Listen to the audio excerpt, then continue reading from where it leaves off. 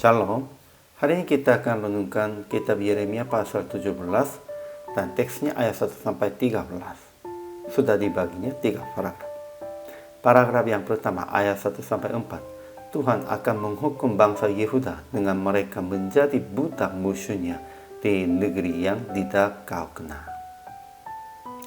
Paragraf yang kedua ayat 5-8. Terkutuklah orang yang mengandalkan manusia, yang mengandalkan kekuatannya sendiri. Tetapi diberkatilah orang yang mengandalkan Tuhan, yang menaruh harapannya pada Tuhan. Paragraf yang ketiga ayat 9-13. Tuhan yang menyelidiki hati, yang menguji batin untuk memberi balasan kepada setiap orang setimpal dengan tingkah langkahnya, setimpal dengan hasil perbuatannya. Kesimpulan hari ini, orang-orang yang mengandalkan manusia dan kekuatannya akan terkutuk dan dibuang di padang gurun kering.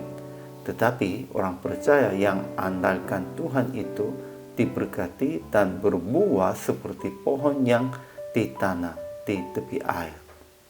Nabi juga berkata bahwa semua orang yang meninggalkan Tuhan akan menjadi malu dan nama mereka dihapuskan seperti nama yang dituliskan di atas tanah. Ajaran tentang Allahnya. Pertama, Tuhan memberkati orang yang mengandalkannya, yang menaruh harapannya pada Tuhan. Kedua, Tuhan menyelidiki hati manusia, menguji batin mereka untuk memberi balasan kepada setiap orang setimpal dengan tingkah langkahnya, setimpal dengan hasil perbuatannya.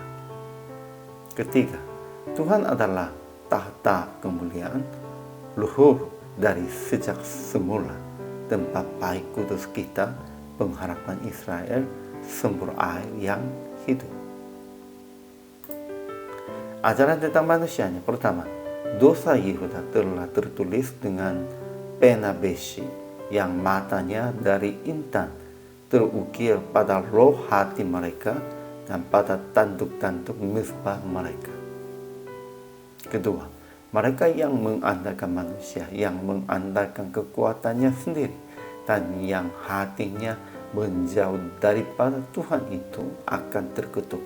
Tetapi mereka yang mengandalkan Tuhan, yang menaruh harapannya pada Tuhan itu akan diberkati. Mereka tidak akan khawatir dalam tahun kering dan tidak berhenti menghasilkan buahnya.